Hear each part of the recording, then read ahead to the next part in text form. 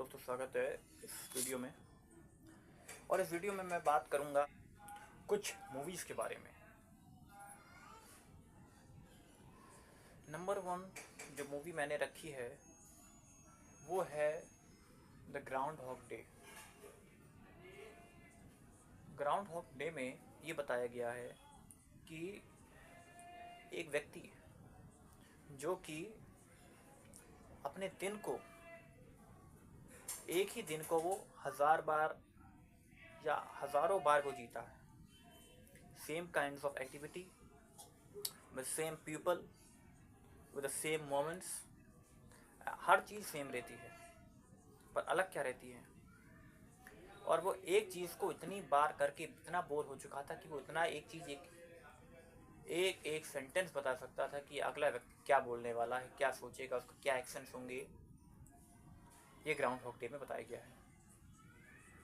और ground hog day की सबसे अच्छी बात यह है कि उसमें ये लॉजिक दिया गया है कि वो एक दिन को हज़ारों बार जी लेता है, कई सालों तक जी लेता है एक ही दिन को, एक ही चीज़ को रिपीट होते हुए। जब वही कॉफ़ी, वही न्यूज़पेपर, वही कार, वही टाइम पे वही फिक्स टाइम पे उठना, तो वो हर चीज़ प्रिडिक्ट कर सकता था।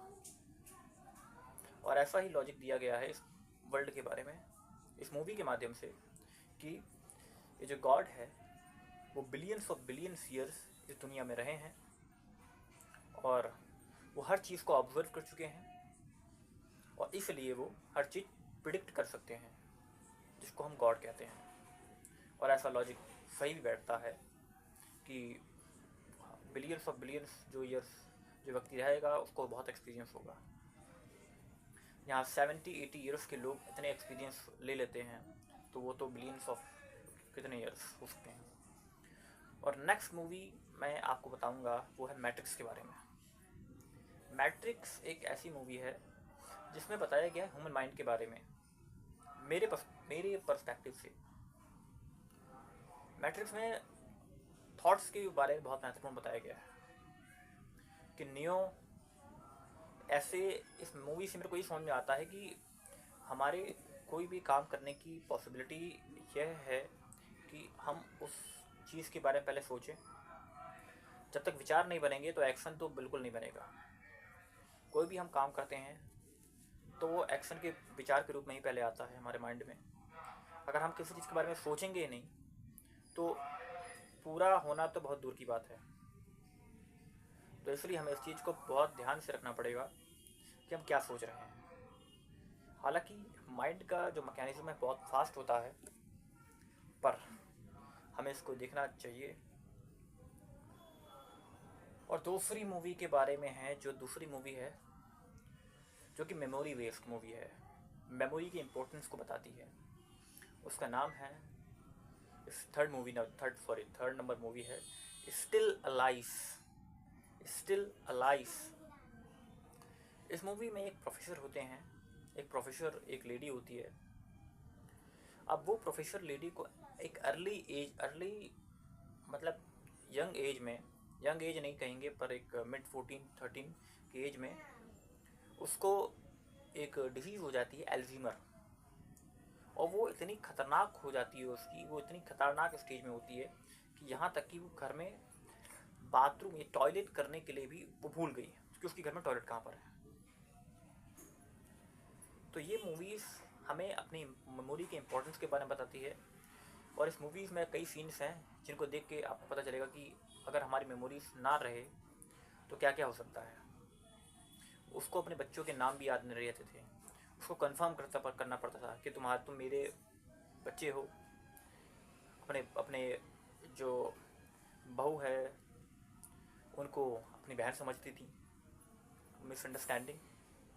तो अल्जीमर हमारी मेमोरीज को हल्के में लेना चाहिए, और अगर कोई चीज़ हम भूल रहे हैं तो बहुत ध्यान देने लायक है इस चीज़ पर। और नेक्स्ट मूवी के बारे में, जो कि 4th नंबर मूवी है, द ब्यूटीफुल माइंड। इस ब्यूटीफुल माइंड में एक कैरेक्टर है जॉन नैश।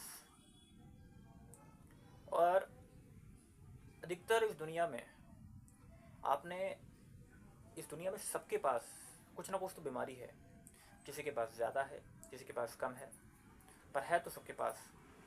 किसी के पास बिल्कुल नहीं है, ऐसा भी हो सकता है। इसमें मूवी में दिखाया गया है कि स्किज़ोफ्रेनिया नाम की एक बीमारी होती है। स्किज़ोफ्रेनिया एक बीमारी होती है जिसमें व्यक्ति खुद के विचारों से ही उलझ जाता है। खुद की विचार, उसके खुद के थॉट्स उसकी रियलिटी बन के आते हैं।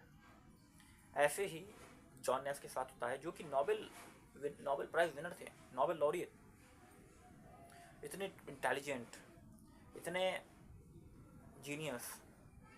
वो अपने आप को जीनियस मानने लगे थे और इतना कंफर्मेशन बायस हो गया था उनके मन में, इतना बिलीव कर लिया था कि उसी को वो रियलिटी बना के, उनके थॉट्स उसकी रियलिटी बनाते थे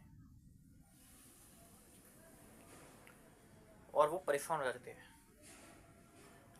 उनको इस मूवी में अपने डिसीज़ के बारे में तब पता लगता है जब वो एकदम उनकी 30-40 साल की उम्र बीत चुकी होती है।